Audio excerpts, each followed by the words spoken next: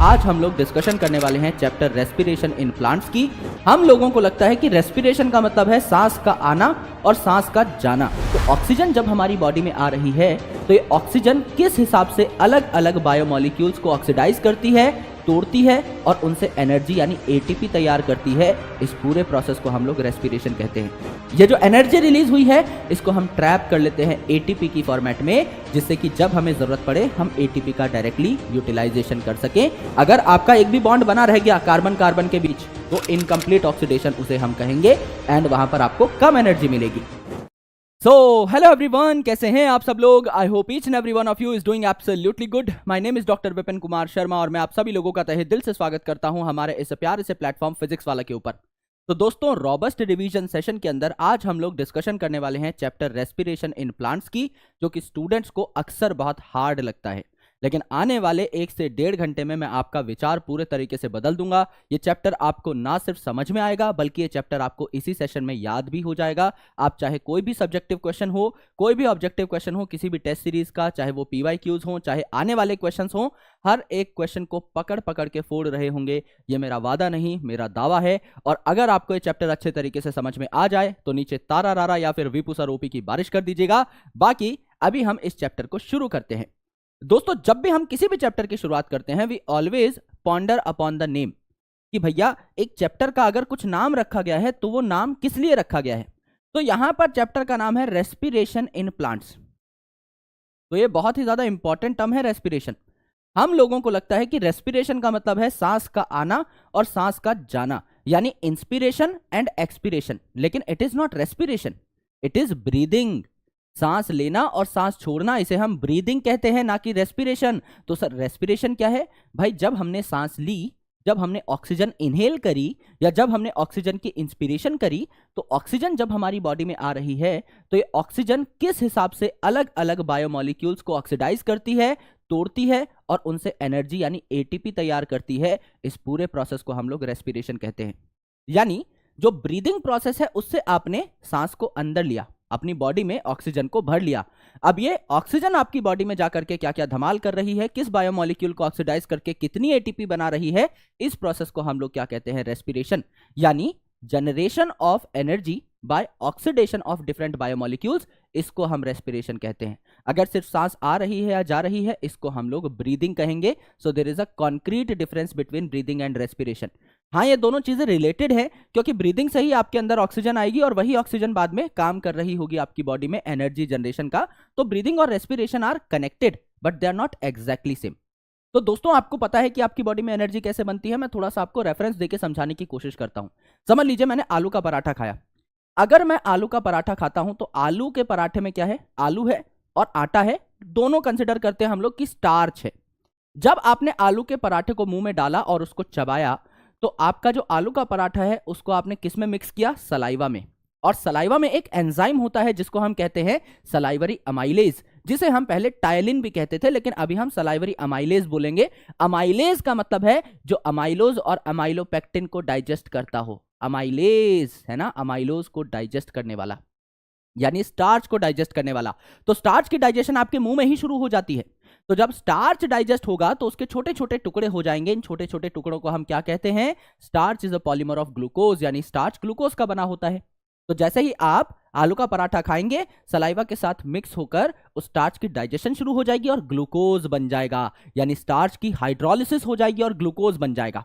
अब ये जो ग्लूकोज है ये बहुत हल्का सा बायोमोलिक्यूल है, छोटा सा बायोमोलिक्यूल है। ये लोड हो जाएगा आपके ब्लड में और आपका ब्लड सर्कुलेट कर करके आपकी बॉडी के हर सेल और हर टिश्यू में इस ग्लूकोज को पहुंचा देगा।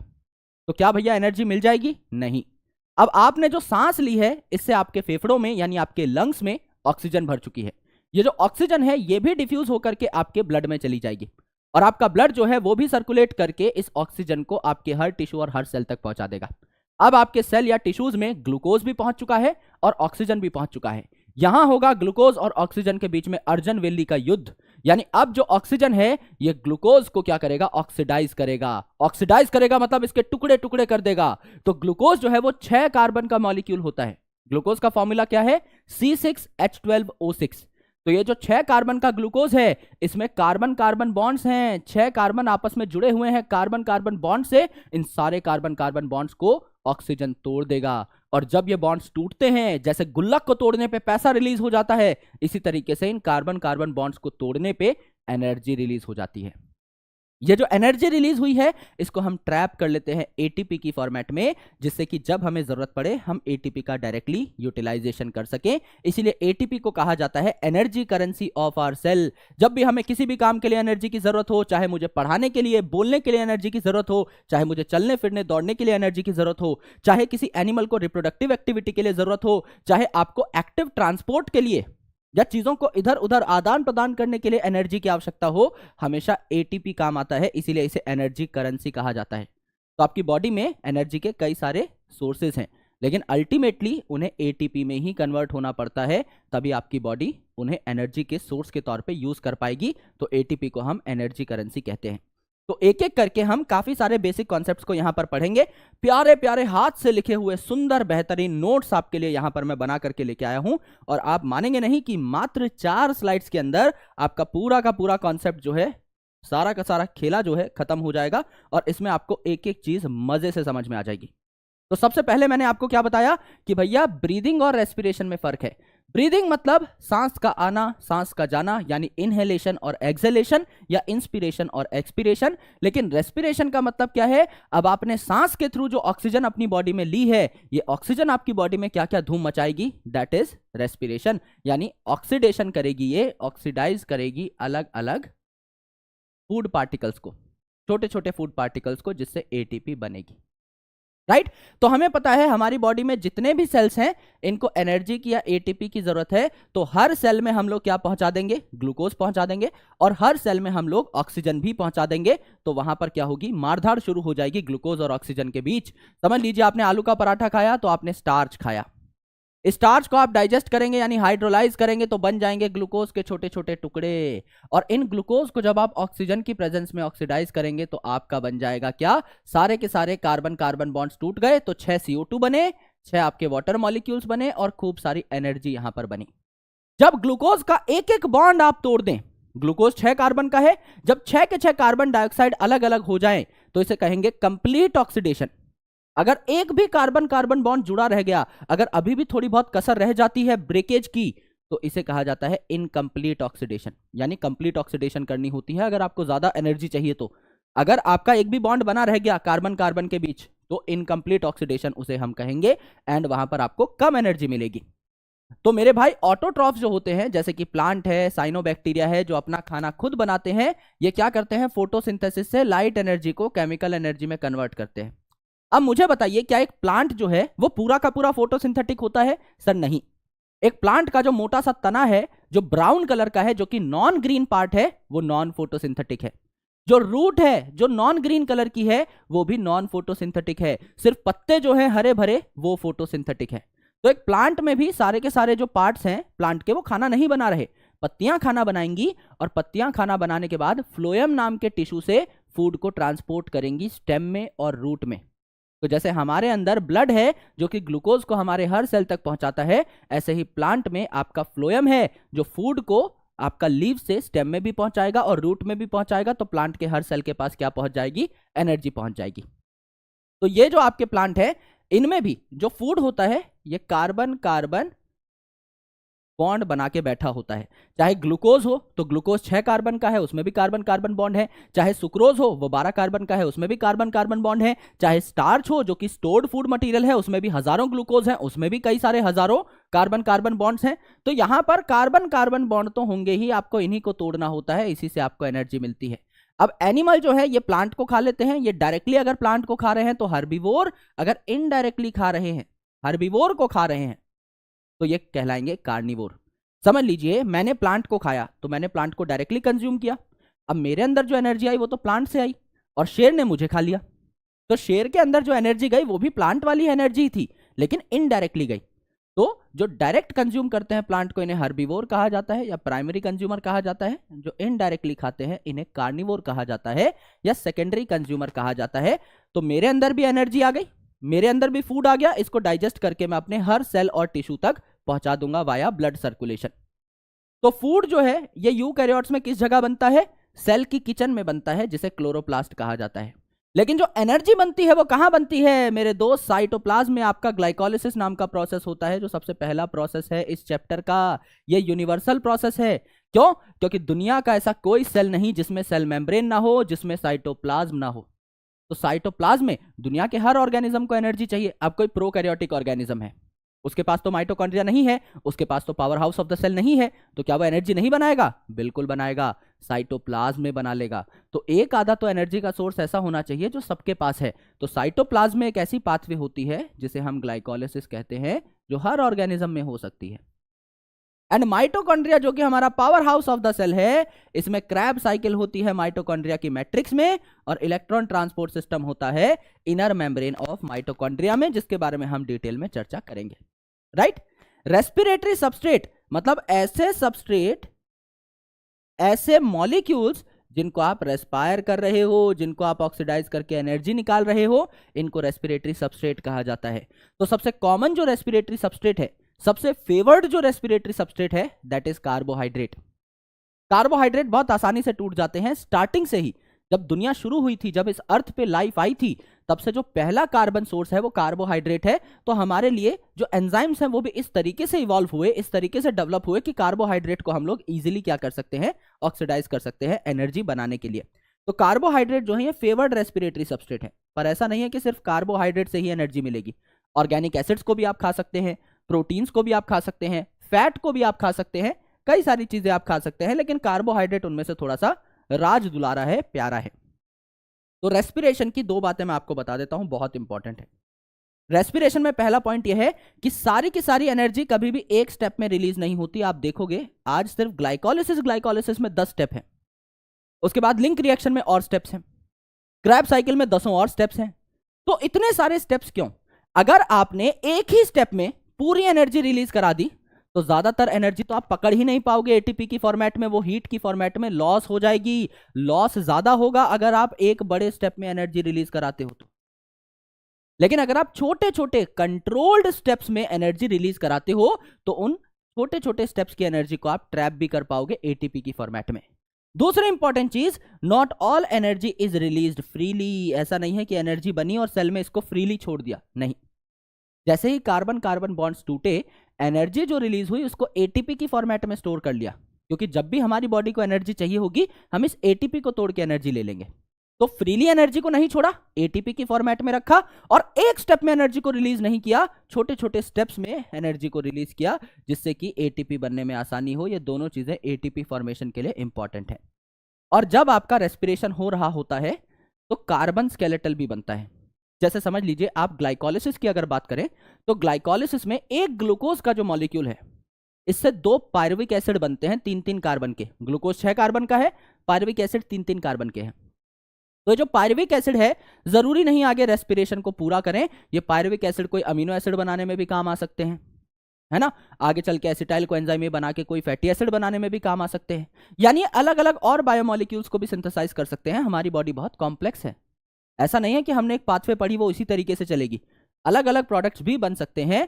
तो जो कार्बन स्केलेटल है, यहां पर आपके अलग अलग जो प्रोडक्ट्स बनेंगे वो अलग अलग पाथवेज में भी पार्टिसिपेट कर सकते हैं। कोई और बायोमोलिक्यूल बनाने में भी अपना पार्टिसिपेशन दिखा सकते हैं। This is very important point. ये हम एम्फीबॉलिक पाथवे में पढ़ेंगे, यानी आज की लास्ट स्लाइड जो होगी उसमें मैं आपको चर्चा करा रहा हूंगा कि बेसिकली ये कार्बन स्केलेटल जो है इसका क्या मतलब है और कैसे अलग अलग जगह यूटिलाइज हो सकता है। देखिए, डू प्लांट्स ब्रीथ? क्या प्लांट सांस लेते हैं? अब जो प्लांट है इनको भी ऑक्सीजन की जरूरत तो है। मैंने जैसा कहा कि प्लांट जो है वो खुद का खाना बना रहा है, तो प्लांट की लीफ जो है वो तो खुद का खाना बना ही रही है। लीफ से खाना स्टेम में भी जा रहा है, रूट में भी जा रहा है। तो प्लांट के हर पार्ट तक खाना तो आराम से ट्रांसलोकेट होकर के पहुंच गया है फ्लोएम के द्वारा। लेकिन ऑक्सीजन भी इन सेल्स में जब जाएगी तभी ग्लूकोज और ऑक्सीजन में युद्ध होगा ना, तभी ग्लूकोज ऑक्सीडाइज हो पाएगा। यानी कि प्लांट को भी ऑक्सीजन तो चाहिए, लेकिन प्लांट के पास लंग्स नहीं है, फेफड़े नहीं है, कोई रेस्पिरेटरी सिस्टम नहीं है। तो प्लांट जो है ये कैसे ऑक्सीजन को लेता है और अलग अलग पार्ट्स तक पहुंचाता है? क्योंकि हमारी बॉडी तो तब भी छोटी है। प्लांट तो 50 फीट, 60 फीट, 100 फीट तक के हो सकते हैं, उससे भी बड़े हो सकते हैं। तो प्लांट कैसे अलग अलग पार्ट्स में ऑक्सीजन पहुंचाता है या अलग अलग पार्ट्स को ऑक्सीजन कैसे मिलती है, इस बारे में आइए हम लोग चर्चा कर लेते हैं। तो प्लांट जो है इनको भी ऑक्सीजन की रिक्वायरमेंट होती है, यह बात 100% सही है। तो प्लांट की जो लीफ होती है इनमें होते हैं छोटे छोटे छेद जिनको हम कहते हैं स्टोमेटा। और ये जो स्टोमेटा है इनके दो मेजर काम है, गैसियस एक्सचेंज यानी गैसेस का आदान प्रदान, और ट्रांसपीरेशन यानी पानी जो उड़ता है आपका पेड़ में से और इवेपोरेट होता है जो पानी, वो बेसिकली इन स्टोमेटा के थ्रू ही होता है। दूसरे होते हैं लेंटिसेल। आपके स्टेम में लेंस शेप सेल होते हैं। ये अगर स्टेम है, ये अगर आपकी मोटी सी स्टेम है एक पेड़ की, तो इस स्टेम में भी छोटे छोटे लेंस शेप ओपनिंग्स होती हैं। इन लेंस शेप ओपनिंग्स को हम क्या कहते हैं? लेंटिसेल्स कहते हैं। तो ये आपको देखने को मिला लेंटिसेल। तो ये जो स्टोमेटा है लीफ में और लेंटिसेल है स्टेम में, इनसे ऑक्सीजन जो है अंदर आ सकती है। इसके अलावा देखिए कि प्लांट जो है बहुत बड़े हैं और इनमें कोई रेस्पिरेटरी सिस्टम है नहीं, तो ये कैसे सर्वाइव कर पाते हैं? क्या है इनमें ऐसा जो कि इनको सर्वाइवल में हेल्प करता है? आराम से देखिए, 3 इंपॉर्टेंट पॉइंट्स हैं। सबसे पहली बात कि each plant part take care of its own gaseous needs. कैसे? जो लीफ है इसके पास स्टोमेटा है, जो स्टेम है इसके पास लेंटिसेल है, और जो रूट है इसमें लूजली अरेंज्ड पेरेनकाइमेटस सेल्स हैं, जो कि हमने एनाटॉमी में पढ़े थे। गोल मटोल लूजली अरेंज्ड पेरेनकाइमेटस सेल्स हैं, क्योंकि सबसे ऊपर वाली लेयर है आपकी क्या? एपिडर्मिस। एपिडर्मिस के बाद रूट में सीधा हाइपोडर्मिस नहीं होती, कॉर्टेक्स शुरू होती है जिसमें गोलमटोल सेल्स हैं। तो बाहर की लेयर जो है इसको क्रॉस करके अगर ऑक्सीजन आ गई तो अंदर ऑटोमेटिकली पहुंच सकती है, काफी गैप है। दूसरी इंपॉर्टेंट चीज, plant respire eight much lower rate. भाई इनको ना मेरी तरह पढ़ाना है, ना आपकी तरह पढ़ना है, ना इनको नीट का पेपर देना है, ना इनको दुनियादारी की कोई टेंशन है, ना इनको अपने आप को अपडेटेड रखना है, ना इनको भागना कूदना है, ना इनको मॉर्निंग वॉक पे जाना है। एक जगह खड़े रहेंगे, वहीं पे जिएंगे, वहीं पे मर जाएंगे। तो इनकी जो रेस्पिरेशन नीड्स हैं वो बहुत कम है।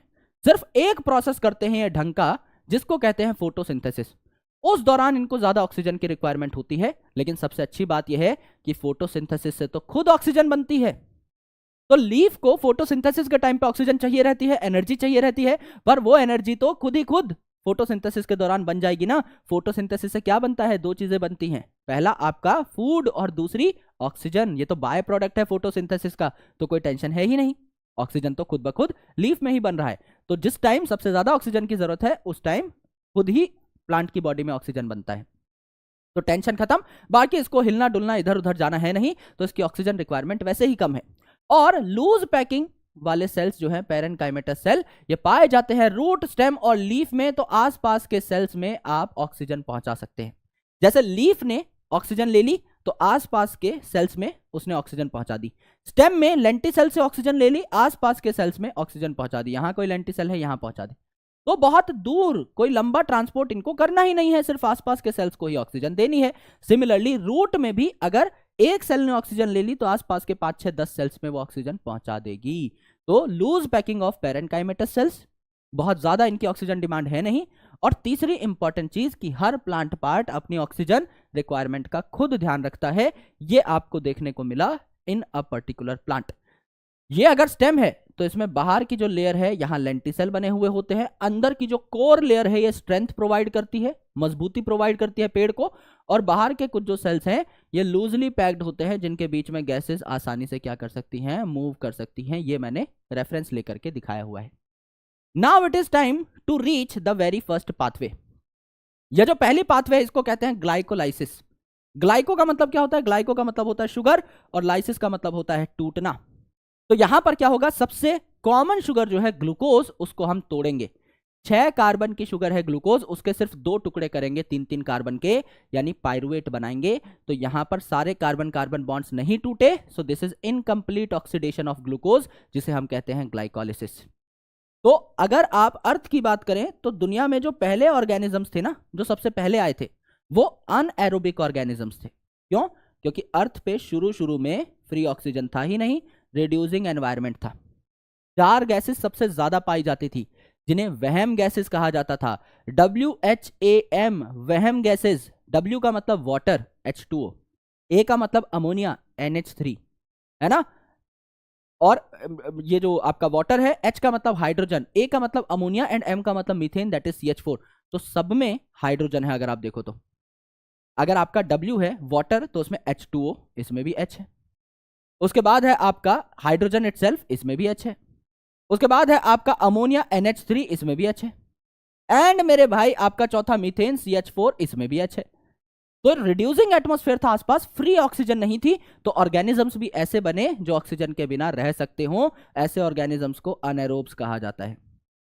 आज के दिन में भी काफी सारे अनएरोब्स देखने को मिलते हैं। जैसे चैप्टर बायोलॉजिकल क्लासिफिकेशन में हमने देखा था एक फैकल्टेटिव अनएरोब जो कि ऑक्सीजन की प्रेजेंस में भी जिंदा रह सकता है, एब्सेंस में भी, जिसे हम माइकोप्लाज्मा कह रहे थे।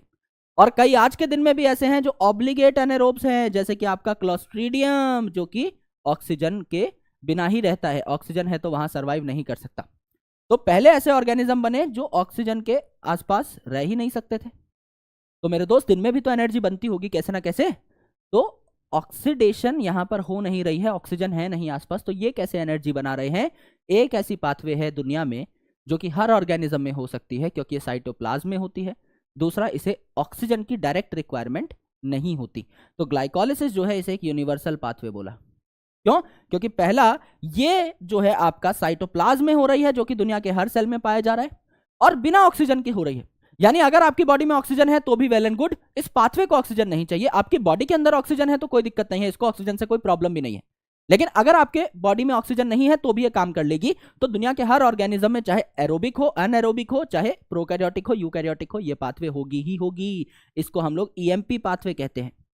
क्योंकि 3 साइंटिस्ट ने हमें इस पाथवे के बारे में समझाया, जिनके इनिशियल्स थे ईएमपी, यानी एम्बडेन, मेयरहॉफ और पार्नास। इन 3 साइंटिस्ट ने हमको बताया ग्लाइकोलिसिस के बारे में।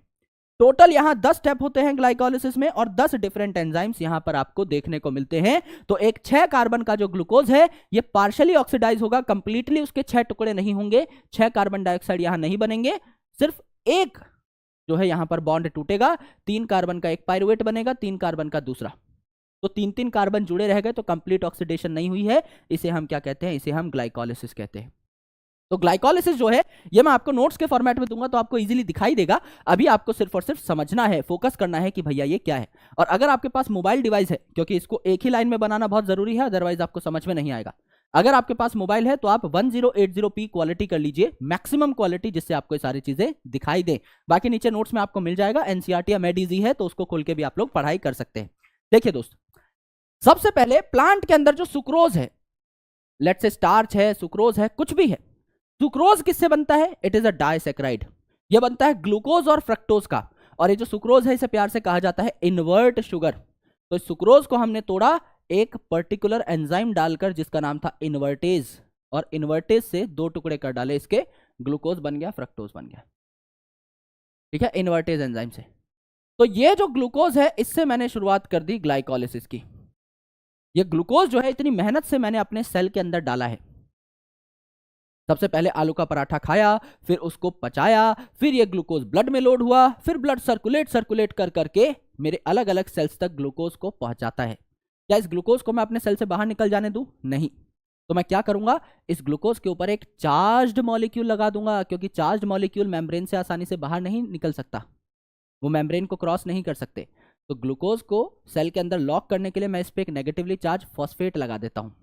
तो यहां पर मेरे दोस्त ग्लूकोज पे मैंने लगा दिया है एक फॉस्फेट, तो बन गया ग्लूकोज 6 फॉस्फेट। इसकी छठी पोजीशन पर फॉस्फेट आ गया। और ये फॉस्फेट कहां से आया? मेरे मामा की दुकान तो है नहीं, तो फॉस्फेट कहां से आया? एटीपी जो है, इसने टूट करके एडीपी और फॉस्फेट बनाया, और वो फॉस्फेट यहां पर आकर लगा है। यानी कि मेरे दोस्त क्या हुआ, यहां पर एक एटीपी आपने जेब से खर्च कर दिया। सर आपने तो कहा था इस प्रोसेस से एनर्जी बनेगी, आप तो खर्च करने पे आ गए। खर्च करनी पड़ेगी, कुछ पाने के लिए कुछ खोना पड़ता है। अगर 2 एटीपी लगाओगे तभी तो आगे चल के बहुत सारी एटीपी बनेंगी। तो आपने यहां पर एक एटीपी लगाई, इसी एटीपी से आपके पास फॉस्फेट आया, और आपने ग्लूकोज को ग्लूकोज 6 फॉस्फेट में कन्वर्ट कर दिया। अब ये ग्लूकोज 6 फॉस्फेट है, इसको आप आइसोमराइज करते हैं फ्रक्टोज 6 फॉस्फेट में। क्यों? ग्लूकोज का फ्रक्टोज क्यों बनाया? क्योंकि फ्रक्टोज के 2 बराबर टुकड़े करना आसान होता है। इसकी दोनों पोजीशंस फ्री रहती हैं, आप दोनों पोजीशन पे फॉस्फेट लगा सकते हैं। तो ये जो फ्रक्टोज है, इसकी फर्स्ट पोजीशन पे भी फॉस्फेट आप लगा सकते हैं, 6th पोजीशन पे भी फॉस्फेट लगा सकते हैं। ग्लूकोज में ऐसा नहीं हो सकता। Glucose is an aldehyde, first position पे अल्डिहाइड ग्रुप है। फंक्शनल ग्रुप की बैंड थोड़ी बजा दोगे तो यहां पर क्या होता है, ग्लूकोज में इस फर्स्ट पोजीशन पे फॉस्फेट लगाना मुश्किल होता है, फ्रक्टोज में आप लगा सकते हो। तो इसीलिए ग्लूकोज का फ्रक्टोज बनाया, फ्रक्टोज 6 फॉस्फेट बना। अब मैंने बताया क्योंकि फ्रक्टोज पे दोनों पोजीशन पे फॉस्फेट लग सकता है, तो एक और एटीपी खर्च करो, एक और फॉस्फेट लगा दो, तो बन गया आपका फ्रक्टोज 1,6 बिसफॉस्फेट। फ्रक्टोज पे दोनों पोजीशन पे क्या लगा दिया, फॉस्फेट लगा दिया। फ्रक्टोज क्यों बनाया था, क्योंकि इसको दो टुकड़ों में तोड़ना आसान है। अब मेरे भाई यहां पर हैं 6 कार्बन और 2 फॉस्फेट, क्या कर दो भैया, 2 बराबर टुकड़े कर दो, 3 कार्बन 1 फॉस्फेट का 1 टुकड़ा, 3 कार्बन 1 फॉस्फेट का 1 टुकड़ा, तो यहां पर बन गया है आपका ग्लिसरल्डिहाइड 3 फॉस्फेट, यानी एक अल्डिहाइड बना है ग्लिसरल्डिहाइड, एक बना है डाइहाइड्रोक्सी एसीटोन फॉस्फेट एसीटोन, यानी बन गया है कीटोन। दोनों के दोनों 3-3 कार्बन के हैं, 3 कार्बन 1 फॉस्फेट इसमें, 3 कार्बन 1 फॉस्फेट इसमें, यानी सबसे पहले मैंने ग्लूकोज लिया, उस पे एक फॉस्फेट लगाया 6th पोजीशन पे, तो बन गया ग्लूकोज 6 फॉस्फेट। एंजाइम का नाम क्या लगेगा, हेक्सोकाइनेज। हेक्सो मतलब 6 कार्बन की शुगर पे अटैक करने वाला, काइनेज मतलब एटीपी से संबंधित, तो एटीपी यूज हो रहा है यहां पे, तो हेक्सोकाइनेज एंजाइम लगा। फिर ग्लूकोज 6 फॉस्फेट को फ्रक्टोज 6 फॉस्फेट में कन्वर्ट किया, ग्लूकोज और फ्रक्टोज आइसोमर्स हैं, तो आइसोमरेज एंजाइम लगा। उसके बाद फ्रक्टोज 6 फॉस्फेट को कन्वर्ट किया फ्रक्टोज 1,6 बिसफॉस्फेट में, यानी एक और हमने एटीपी का इस्तेमाल किया। फ्रक्टोज पे 6th पोजीशन पे सिर्फ आपका फॉस्फेट था, फर्स्ट पे भी लगाया, तो इसे हम लोग क्या कहते हैं, इसे हम लोग कहते हैं स्लोवेस्ट स्टेप ऑफ ग्लाइकोलिसिस। यहां पर एंजाइम क्या लगता है, फॉस्फोफ्रक्टोकाइनेज। फ्रक्टोज 6 फॉस्फेट से फ्रक्टोज 1,6 बिसफॉस्फेट बनाया, तो फॉस्फेट पहले से था दोनों में, है ना, दोनों चीजों में फॉस्फेट है तो फॉस्फो वर्ड आ गया, दोनों फ्रक्टोज के मॉलिक्यूल्स है तो फ्रक्टोज आ गया, और काइनेज मतलब एटीपी का इस्तेमाल कर रहे हो। ये जो फॉस्फोफ्रक्टोकाइनेज है ये रेट डिटरमाइनिंग एंजाइम है। आपको पता है केमिकल रिएक्शन में जो सबसे स्लोवेस्ट स्टेप होता है वो रेट डिटरमाइनिंग कहलाता है, तो ये वाला जो स्टेप है ये आपका रेट डिटरमाइनिंग स्टेप है, फ्रक्टोज 6 फॉस्फेट से फ्रक्टोज 1,6 बिसफॉस्फेट बनना, यहां फॉस्फोफ्रक्टोकाइनेज नाम का एंजाइम लगता है। फिर इसके 2 बराबर टुकड़े कर दिए, 3 कार्बन 1 फॉस्फेट का 1 टुकड़ा, 3 कार्बन 1 फॉस्फेट का 1 टुकड़ा, 2 एकदम बराबर टुकड़े हो गए, एक अल्डिहाइड एक कीटोन। तो हम यहां पर 2 अलग अलग पाथवे नहीं बनाते, अल्डिहाइड के अलग कीटोन के अलग। हम लोग क्या करेंगे, सिर्फ अल्डिहाइड वाले को देख लेंगे, सेम सी पाथवे कीटोन की भी होती है, इसके आगे बस 2x लिख देंगे। अब जो भी होगा वो 2x होगा, 2 मॉलिक्यूल के लिए होगा, 2 मॉलिक्यूल के लिए होगा, ठीक है। तो हमने यहां पर देख लिया कि 2 मॉलिक्यूल बन गए हैं ग्लिसरल्डिहाइड 3 फॉस्फेट के, 3-3 कार्बन के, हमने ये मान लिया। अब यहां पर क्या होता है, नया मॉलिक्यूल बनता है 1,3 बिसफॉस्फोग्लिसरेट। एक फ्री फॉस्फेट आके जुड़ जाता है, आसपास और फ्री फॉस्फेट प्रेजेंट रहते हैं, वो आकर के जुड़ जाता है यहां पर और बन जाता है आपका 1,3 बिसफॉस्फोग्लिसरेट। तो 3 कार्बन और 2 फॉस्फेट यहां पर लग गए। सर जब फ्री फॉस्फेट यहां पर आकर लगता है, जब फ्री फॉस्फेट यहां पर आकर लगता है, तो स्टार्टिंग में हमने 2 एटीपी खर्च क्यों की, फ्री फॉस्फेट लगा लेते। ग्लूकोज पे मुझे फ्री फॉस्फेट नहीं लगाना था, मुझे पैसा खर्च करना था। सर ये कौन सा लॉजिक है, ये लॉजिक ऐसा है मेरे भाई कि अगर ग्लूकोज पे आप फ्री फॉस्फेट डालो और ग्लूकोज मॉलिक्यूल फ्री फॉस्फेट पकड़ ले, अगर ऐसा हमेशा होने लगा तो आपके सेल में तो ग्लूकोज बचेगा ही नहीं। सेल में फॉस्फेट की कोई कमी नहीं है, सेल में जैसे ही ग्लूकोज आएगा किसी ना किसी फॉस्फेट को पकड़ के ग्लूकोज 6 फॉस्फेट बन जाएगा। मुझे किसी दिन अगर फ्री ग्लूकोज की जरूरत हुई तब क्या, इस फॉस्फेट को हटाओगे कैसे, दिक्कत है ना भाई। इसीलिए वो ग्लूकोज जो सीरियस है, जो सच में सीरियस मॉलिक्यूल है, जो ग्लाइकोलिसिस में एंटर करना चाहता है, सिर्फ उसी पर मैं पैसा खर्च करके, जेब से पैसा लगा करके उस पर फॉस्फेट लगाऊंगा, फ्री वाला फॉस्फेट नहीं लगाऊंगा। कई बार पैसा खर्च करना अच्छी बात है, जिससे कि आपको सीरियसनेस का आइडिया लग जाए कि सामने वाला ग्लूकोज सच में ग्लाइकोलिसिस करना चाहता है, तो इसको फॉस्फेट दे दिया जाना चाहिए। तो इस पे मैं फॉस्फेट लगा देता हूं, इस पे थोड़ा सा मैं पैसा खर्च कर देता हूं, राइट। तो यहां पर फ्री फॉस्फेट आया तो 1,3 बिसफॉस्फोग्लिसरेट बना, और इस दौरान क्या होता है, NAD जो है वो NADH में कन्वर्ट हो जाता है। NAD से NADH बनाया, यानी हाइड्रोजन ले लिए इस सिस्टम से और किसको दे दिए, NAD को। हाइड्रोजन ले लिए, इसे भी तो ऑक्सीडेशन कहते हैं। ऑक्सीजन किसी को देना इज ऑल्सो ऑक्सीडेशन, हाइड्रोजन खींच लेना इज ऑल्सो ऑक्सीडेशन। अगर आपने NAD को NADH में कन्वर्ट किया है तो आपने हाइड्रोजन खींचे हैं ना सिस्टम से, तो आपने इस सिस्टम को क्या किया है, ऑक्सीडाइज किया है। इसीलिए हमने कहा पार्शियल ऑक्सीडेशन ऑफ ग्लूकोज, क्योंकि ऑक्सीजन तो यहां पे यूज होता ही नहीं है। हमने खुद तो बताया कि ग्लाइकोलिसिस जो है it is a universal pathway, इसमें तो ऑक्सीजन यूज होता ही नहीं है, ये तो साइटोप्लाज्म में होती है। अगर इसमें ऑक्सीजन यूज ही नहीं होता तो पार्शियल ऑक्सीडेशन ऑफ ग्लूकोज क्यों बोला, क्योंकि ऑक्सीडेशन जरूरी नहीं ऑक्सीजन डाल के ही हो, हाइड्रोजन निकाल के भी तो होती है। तो यहां पर आपने NADH मॉलिक्यूल बना लिया है NAD से, इसे भी ऑक्सीडेशन कहते हैं। तो 2 NADH मॉलिक्यूल बने, 2 से मल्टीप्लाई करोगे ना, 2 NADH मॉलिक्यूल यहां बन गए। फिर ये जो आपका 1,3-bis फॉस्फोग्लिसरेट है, इससे बनता है आपका 3-फॉस्फोग्लिसरेट, यानी सिर्फ थर्ड पोजीशन पर फॉस्फेट है। यहां 2 फॉस्फेट थे, यहां सिर्फ 1 फॉस्फेट है। 1 फॉस्फेट कहां गया, ATP बनाने, तो यहां पर क्या हो जाता है, इंटू 2 कर दो, 2 ATP बनेंगी। ठीक है, फिर ये 3-फॉस्फोग्लिसरेट है, इसको 2-फॉस्फोग्लिसरेट में कन्वर्ट किया, सिर्फ फॉस्फेट की पोजीशन चेंज हुई है, सो दे आर पोजिशनल आइसोमर। उसके बाद ये जो आपका 2-फॉस्फोग्लिसरेट है, इसको फॉस्फोइनॉल पाइरुवेट में कन्वर्ट किया, यानी यहां पर भी कुछ ज्यादा लॉस नहीं हुआ, सिर्फ पानी निकला है स्टेप में। और ये फॉस्फोइनॉल पाइरुवेट जिसमें 1 फॉस्फेट है, इसको हमने पाइरुवेट में यानी पाइरुविक एसिड में कन्वर्ट कर दिया। तो ये जो फॉस्फेट है ये भी ATP बनाने चला गया। तो हमने स्टार्टिंग में 2 स्टेप ऐसे थे जिनमें ATP जेब से लगाई, 2 ATP का लॉस हो गया, लेकिन बाद में हमें इस पोजीशन पे 2 ATP मिली, इस पोजीशन पे 2 ATP मिली, इस पोजीशन पे 2 NADH मिले। तो कोई अगर आपसे पूछे कि टोटल गेन कितना हुआ ATP का, टोटल आपको कितनी ATP मिलती है, तो टोटल ATP कितनी मिली भाई, 2 ATP मैंने लगाई, 2 ATP मैंने जो लगाई वो मेरे को न्यूट्रलाइज करनी पड़ेंगी। तो 4 ATP मिली है मुझे यहां पर, 2 ये वाली, 2 ये वाली, और 2 ATP मैंने जेब से लगाई। यानी मेरे हाथ में कितनी ATP आई, नेट ATP मेरे पास कितनी आई यूज करने के लिए, सिर्फ 2 ATP। 2 ATP मैंने लगाई, 4 ATP मेरे पास आई, तो मेरे को प्रॉफिट कितनों का हुआ, सिर्फ 2 का। तो 2 ATP मेरे पास अभी है, जिसको मैं एनर्जी बनाने के लिए यूज कर सकता हूं, किसी काम धंधे में यूज कर सकता हूं। ये जो NADH है, इनसे भी ATP बनते हैं, लेकिन उसके लिए इस NADH को एक बैंक में भेजना होगा, जिसे हम कहते हैं इलेक्ट्रॉन ट्रांसपोर्ट सिस्टम। तो एक NADH को जब आप बैंक में भेजते हो तो 3 ATP बनती है, और एक FADH2 को जब आप बैंक में भेजते हो तो 2 ATP बनती है।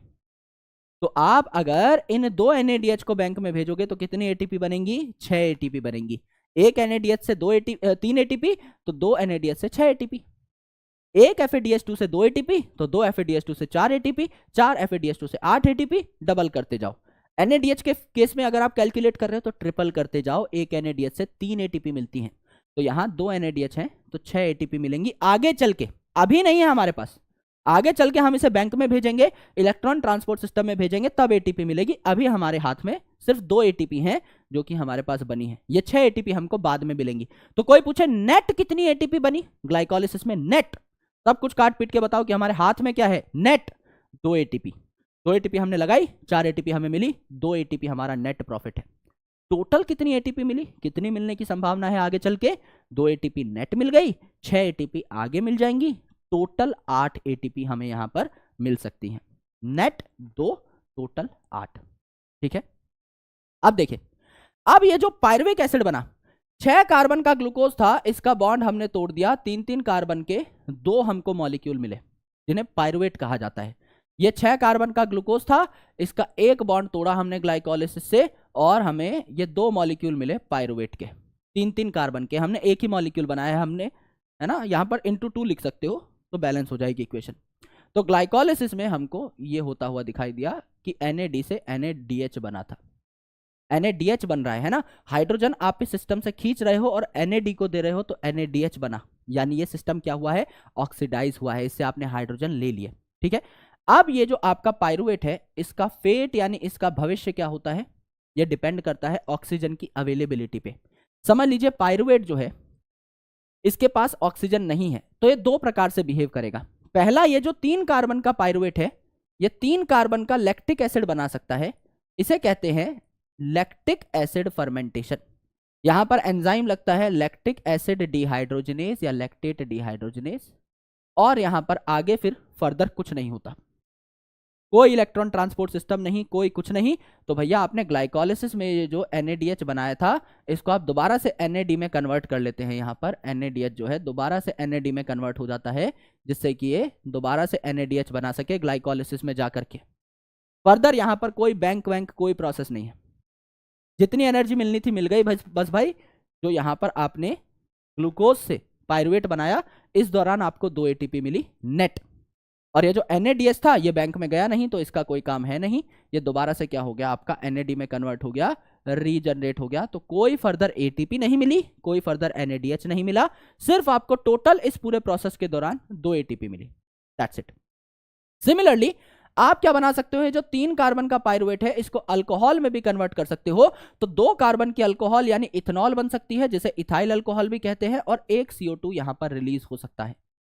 तो कोई पूछे कौन सी फर्मेंटेशन है ऐसी जिसमें CO2 रिलीज होता है, इथेनॉलिक फर्मेंटेशन या अल्कोहलिक फर्मेंटेशन। तो यहां पर क्या होगा, सबसे पहले पायरुवेट डीकार्बोक्सिलेज नाम का एंजाइम लगेगा। पायरुवेट डीकार्बोक्सिलेज यानी जो पायरुवेट है इसे डीकार्बोक्सिलेशन कराने वाला, कार्बन डाइऑक्साइड डिलीट करने वाला, तो CO2 निकल जाएगा। और दूसरा एंजाइम है अल्कोहल डिहाइड्रोजनेज यानी अल्कोहल बनाने वाला, तो यहां पर भी अल्कोहल बन जाएगी। CO2 रिलीज हुआ एक स्टेप में, दूसरे में आपका अल्कोहल बन गया। ठीक है, तो यहां पर भी ये जो NADH था ये कोई बैंक में नहीं गया, इसने दोबारा से NAD बना लिया, जिससे ग्लाइकोलिसिस दोबारा से स्टार्ट हो सके। ये प्रोसेस इतने ही होते हैं, आगे कुछ भी नहीं होता। तो कोई ATP और नहीं निकलती। ग्लाइकोलिसिस में जो 2 नेट ATP निकली बस वही है जो आपको मिला है। NADH जो बना था वो किसी काम नहीं आया, वो दोबारा से NAD में कन्वर्ट हो गया ग्लाइकोलिसिस में आने के लिए। तो इसमें टोटल भी 2 ही ATP बनी, नेट भी 2 ही ATP बनी, फर्दर कोई ATP बनी ही नहीं है। इन दोनों प्रोसेस का एक नुकसान है, ऑक्सीजन के एब्सेंस में जब लैक्टिक एसिड फर्मेंटेशन होती है या अल्कोहलिक फर्मेंटेशन होती है तो इसका एक नुकसान है। क्या मेरे भाई, कि यहां पर less than 7% energy of glucose release होती है। अगर आप एरोबिक रेस्पिरेशन की बात करें तो 38 ATP निकलती हैं। अभी एक एक ATP काउंट करके दिखाऊंगा आपको। 38 ATP निकलती है एक ग्लूकोज से, यहां मुश्किल से 2 ATP निकल रही हैं, तो कोई बहुत एनर्जी नहीं निकलती। इसका पहला ड्रॉबैक यही है। दूसरी इंपॉर्टेंट चीज, हजार्डस प्रोडक्ट यानी गंदे गंदे प्रोडक्ट निकलते हैं। अल्कोहल, शराब कोई अच्छा प्रोडक्ट तो नहीं। शराब को बनाने वाला ईस्ट यानी सैक्रोमाइसिस जिसकी हम बात करते हैं, बेकर्स ईस्ट और ब्रीवर्स ईस्ट कहते हैं इसको, जो कि बेकरी का भी काम करता है, ब्रेड भी बनाता है, और ब्रीवर्स ईस्ट भी कहते हैं शराब भी बनाता है।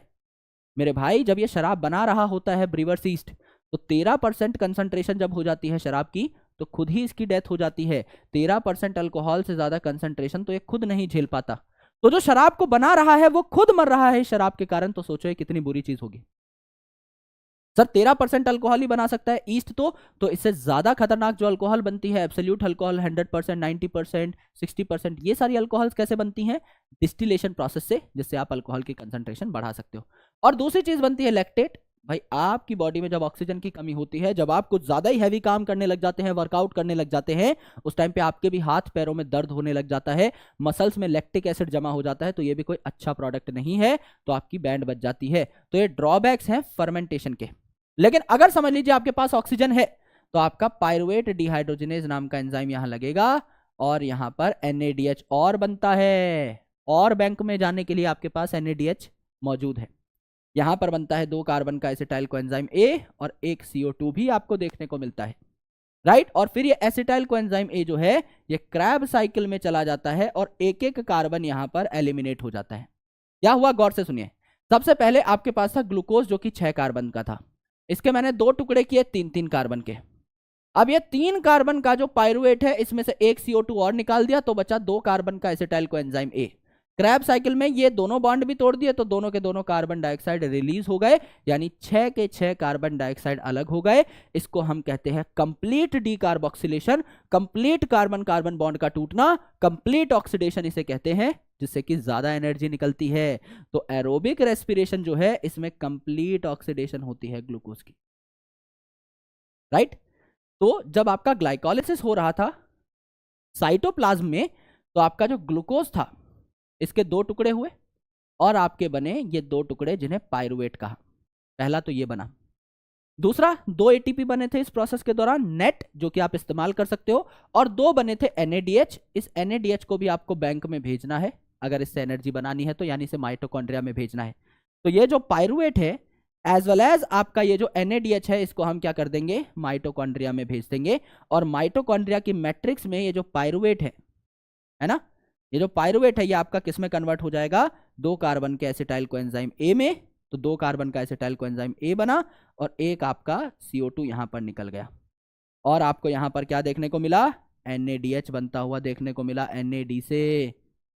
तो एक ग्लूकोज से 2 पायरुवेट बने थे, 2 पायरुवेट से 2 एसिटाइल कोएंजाइम ए बनेंगे, है ना। तो यहां पर आपके 2 NADH आपको देखने को मिले जो यहां पर अभी तक रिलीज हो चुके हैं। एंजाइम लगता है पायरुवेट डिहाइड्रोजिनेज, इसके साथ साथ मैग्नीशियम लगता है, कोएंजाइम ए लगता है, इसके अलावा और भी चीजें लगती हैं जैसे लिपोइक एसिड जिसे लिपोइट भी कहते हैं, और उसके अलावा TPP यानी थियामीन पायरोफॉस्फेट, ये कई सारी चीजें हैं जो यहां पर लगती हैं। कोर आपने अभी तक क्या सीखा एरोबिक रेस्पिरेशन में?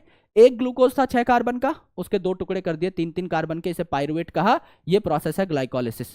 फिर ये 3 कार्बन का जो पायरुवेट था इससे एक और CO2 हटाया और 2 कार्बन का एसिटाइल कोएंजाइम ए बना, एक CO2 आपका बना, और इस दौरान 2 NADH फिर से बने। फिर एसिटाइल कोएंजाइम ए को अब हम लोग क्या करेंगे, क्रैब साइकिल में डालेंगे, तो फर्दर 2 कार्बन का जो एसिटाइल कोएंजाइम ए है इसके भी दोनों कार्बन अलग हो जाएंगे। ये है आपका ऑक्सीडेटिव डीकार्बोक्सिलेशन जिसको लिंक रिएक्शन कहते हैं। ऑक्सीडेटिव डीकार्बोक्सिलेशन क्या हुआ भैया? एरोबिक रेस्पिरेशन हो रही है, इसका स्टेप है ये, तो यहां पर ऑक्सीडेशन होगी।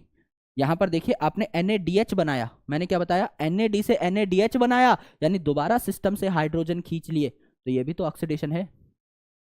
तो ऑक्सीडेशन हुआ तो ऑक्सीडेटिव डीकार्बोक्सिलेशन, 3 कार्बन का पायरुवेट था, इसे डिलीट कर दिया कार्बन डाइऑक्साइड और 2 कार्बन का एसिटाइल कोएंजाइम ए बना दिया, तो ऑक्सीडेटिव डीकार्बोक्सिलेशन, नाम से ही पता लग रहा है। लिंक रिएक्शन इसको क्यों कहा?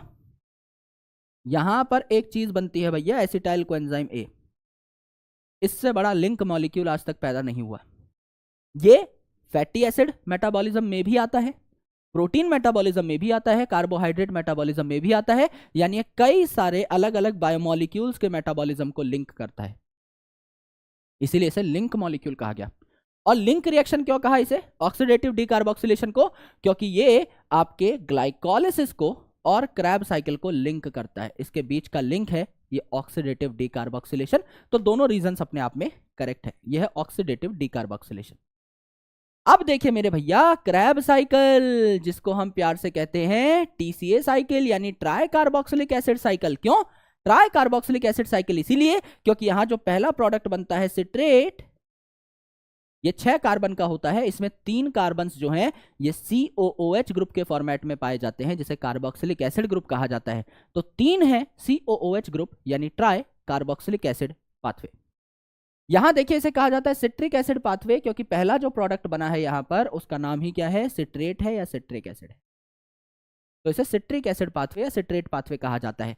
क्रैब साइकिल इसे क्यों कहा? क्योंकि इसके जो साइंटिस्ट थे जिन्होंने इस साइकिल के बारे में हमको बताया उनका नाम ही क्या था, हांस क्रैब था, इसीलिए इसे क्रैब साइकिल कहा।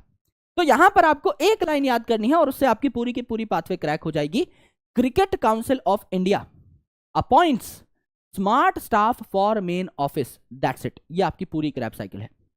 Cricket council of India appoints smart staff for men office, this is your Krebs cycle.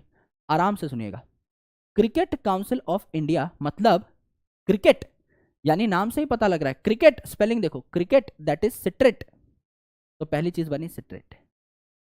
Council सी से स्टार्ट होने वाला सिस अकोनिटेट बीच में बनता है, India that is isocitrate. Cricket council of India यानी सिट्रेट, सिस अकोनिटेट और आइसोसिट्रेट। अब सिट्रेट और आइसोसिट्रेट दोनों आइसोमर हैं, तो ये भी अगर 6 कार्बन का है तो ये भी 6 कार्बन का ही होगा। अपॉइंट्स सबसे इंपॉर्टेंट है, ये A for appoints, alpha ketoglutarate, A for alpha. ये इकलौता ऐसा मॉलिक्यूल है जो 5 कार्बन का है पूरी की पूरी क्रैब साइकिल में, इसकी इंपॉर्टेंस अलग है, ये अल्फा है, 5 कार्बन का है। Appoints smart staff, smart staff यानी सक्सिनाइल कोएंजाइम A और succinate for men office that is fumarate, malate and oxaloacetate. अब देखिए मैंने बताया कि अल्फा कीटोग्लूट्रेट अकेला ऐसा है जो 5 कार्बन का है, इससे पहले के जितने हैं हमारे ट्रिक में वो 6 कार्बन के होंगे, इससे बाद के जितने हैं हमारे ट्रिक में वो सारे के सारे 4 कार्बन के होंगे, इकलौता 5 कार्बन का है। तो आपने क्या किया, क्रिकेट काउंसिल ऑफ इंडिया, तो सबसे पहले बनेगा क्रिकेट यानी सिट्रेट, तो 4 कार्बन का ऑक्सैलोएसिटिक एसिड है, 2 कार्बन का एसिटाइल कोएंजाइम ए बना था लिंक रिएक्शन से, इसको आपने जोड़ दिया, सिट्रेट बनाने वाले एंजाइम को सिट्रेट सिंथेज कहा, तो यहां पर बन गया सिट्रेट, सिट्रेट बना क्रिकेट काउंसिल ऑफ इंडिया। तो 2 कार्बन और 4 कार्बन बना 6 कार्बन का सिट्रेट, फिर बना सिस अकोनिटेट दैट इज काउंसिल, फिर बना आइसोसिट्रेट दैट इज इंडिया। है ना, तो 6 कार्बन की 3 चीजें बनी। फिर अल्फा कीटोग्लूट्रेट यानी अपॉइंट्स अल्फा कीटोग्लूट्रेट 5 कार्बन का। अगर 6 कार्बन की चीज से 5 कार्बन की चीज बन रही है, मतलब एक CO2 निकला है, एक CO2 निकला है, इसी पोजीशन पर NADH भी निकलेगा। Cricket council of India appoints. फिर ये 5 कार्बन का है, मैंने बताया था अकेला ऐसा मॉलिक्यूल है जो 5 कार्बन का है। तो उसके बाद 4 कार्बन का मॉलिक्यूल आया सक्सिनाइल कोएंजाइम A। 5 कार्बन से 4 कार्बन का मॉलिक्यूल बना है, तो एक और CO2 निकलेगा, बिल्कुल निकलेगा, लॉजिक है। तो सक्सिनाइल कोएंजाइम में 4 कार्बन का। इसके बाद कोई कार्बन और नहीं निकलेगा क्योंकि ऑक्सैलो एसिटिक एसिड भी 4 कार्बन का था। अल्फा कीटोग्लूट्रेट के बाद सारे के सारे जो थे वो 4-4 कार्बन के थे। हमें 2 ही कार्बन डाइऑक्साइड निकालने थे। एसिटाइल कोएंजाइम में 2 कार्बन का था, सिर्फ 2 CO2 हमको निकालने थे। तो एक निकला अल्फा कीटोग्लूट्रेट से जस्ट पहले, यानी यहां पर देखिए आपका आइसोसिट्रेट से अल्फा कीटोग्लूट्रेट जब बना तब निकला एक CO2। और ये 5 कार्बन के मॉलिक्यूल से 4 कार्बन का मॉलिक्यूल जब मिला तब निकला एक CO2। और इस दौरान NADH भी बने, NADH भी बने। करेक्ट। अब देखिए सक्सिनाइल कोएंजाइम A ये अकेला ऐसा है जिसके नाम में ही A का साउंड है। सिट्रेट, आइसोसिट्रेट, अल्फा कीटोग्लूट्रेट, आपका succinate, fumarate, malate, oxaloacetate. Succinyl coenzyme A नाम में ही A है, तो इस स्टेप पे ATP निकलती है, GTP या ATP निकलती है। ATP बन जाती है GTP से डायरेक्टली, तो ATP भी लिख सकते हो, ठीक है। उसके बाद देखिए, उसके बाद आपका ये जो है सक्सिनेट जब ये फ्यूमरेट बनाएगा तो सक्सिनेट डिहाइड्रोजनेज एंजाइम आपका यहां लगता है, इससे बनता है FADH2। फिर आपका मैलेट, फिर आपका ऑक्सैलो एसिटेट, इस पोजीशन पे निकला NADH। सर ये कैसे याद करें कि किस पोजीशन पे NADH निकला, किस पोजीशन पे FADH2? देखो मेरे भाई, cricket council of India, India में N आ रहा है, NADH निकला। अपॉइंट्स में N कैपिटल लिखा हुआ है, NADH निकला। आपका यहां पर सक्सिनाइल कोएंजाइम A लिखा हुआ है, ATP निकला। स्मार्ट स्टाफ में डबल F आ रहा है, F2 आ रहा है, तो FADH2 निकला। मेन में N आ रहा है तो NAD निकला। तो अल्टीमेटली क्या हुआ, यहां पर आपका NADH CO2 के साथ साथ, NADH CO2 के साथ साथ, यहां भैया आपका सक्सिनाइल कोएंजाइम A तो ATP, यहां है स्मार्ट स्टाफ F2 आ रहा है, स्टाफ में STAFF तो F2 आ रहा है, FADH2 निकला। मेन ऑफिस MAIN तो यहां पर भी निकला NADH। ये जो ट्रिक है जब आपको मिलेगी नोट्स में तो आपको आइडिया लग जाएगा। एग्जैक्टली एक एक पॉइंट मैंने यहां पर बता रखा है कि कहां पर क्या निकलेगा। तो टोटल जब आप एक एसिटाइल कोएंजाइम A के लिए देखते हैं तो कितने NADH निकले, एक NADH निकला, 2 NADH, 3 NADH। कितने ATP निकले, एक। कितना FADH2 निकला, एक। एक ग्लूकोज से बने थे 2 पायरुवेट, 2 पायरुवेट से बने थे 2 एसिटाइल कोएंजाइम में। तो इस पूरी साइकिल को 2 से मल्टीप्लाई करिए। कैलकुलेशन हमेशा आप एक ग्लूकोज के रिस्पेक्ट में निकालेंगे। तो एक ग्लूकोज की अगर आप बात करें तो एक ग्लूकोज के 2 टुकड़े हुए थे 3-3 कार्बन के पायरुवेट, फिर दोनों जो पायरुवेट है उनसे एक एक CO2 निकल जाएगा, बन जाएंगे 2 एसिटाइल कोएंजाइम में। इस पोजीशन पे 2 NADH, 2 NADH, 2 ATP, 2 FADH2, 2 NADH। तो टोटल कितने NADH निकले, 2 2 2 6। टोटल कितने FADH2, 2। टोटल कितने ATP, 2। टोटल एनर्जी आप अगर काउंट करें तो आपको बहुत मस्त तरीके से पूरी ATP समझ में आ जाएगी। यहां पर देखिए ग्लाइकोलिसिस में सीधा सीधा कितने ATP निकले थे, 2 ATP, 2 नेट, और 2 NADH थे जो आगे बैंक में जाकर के आपको ATP देंगे, तो 6 ATP आपको आगे चल के मिलने वाली थी। लिंक रिएक्शन में निकले थे 2 NADH जो आपको आगे चल के 6 ATP देंगे। अभी इससे नेट ATP कोई नहीं निकली। TCA साइकिल में यानी क्रैब साइकिल में नेट निकली आपकी 2 ATP, बचे कितने, 2 2 2 यानी 6 NADH, 6 × 3 यानी 18 ATP आपको बैंक में जाकर के मिलेंगी। FADH2 निकले 2 यानी 2 × 2 4 ATP आपको आगे जाकर के मिलेगी।